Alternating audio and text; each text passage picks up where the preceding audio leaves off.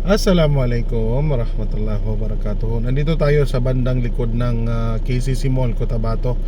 At ito nga, under construction pa rin sila. At napansin ko lang, ano to, paki-comment ninyo kung ano ba tong ginagamit nila sa dingding nila. Yan kasi ang puti na yan ay napansin ko nung last na nadaanan ko sila dito. Para siyang styro na makapal, na parang tiles yan na pinagdidikit nila dyan. Tapos ngayon pinipinisingan nila ng parang semento para magmukha siyang semento. Pero ang ganda, no? Ano kaya yan siya? Pero ngayon nilalagyan pala ito nila ng screen. Yan, no? Yung puti na yan na hinawak-hawakan ng lalaki. At pinababa niya dyan sa may dingding ay screen. Para siyang screen. Hindi ko alam kung ano yan. Pero paki-comment nyo kung sa may alam kung ano ba ito.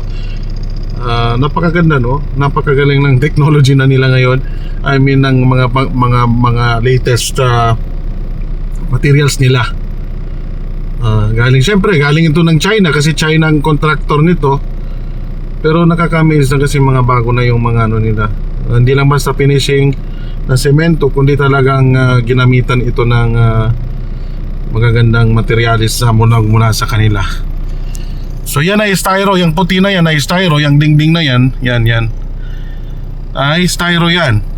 Kasi yung semento yan, styro yan. So dyan padidikitin yung styro na yan. Then yan yung pinipinishingan nila.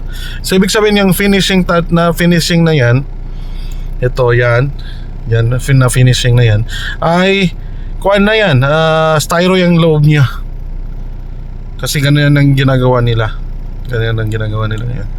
So pero hindi ko alam kung ano ba yan. Maganda ba yan? Matibay ba yan? Paki-comment naman. Assalamualaikum warahmatullahi wabarakatuh. Sana mag-open na rin sila.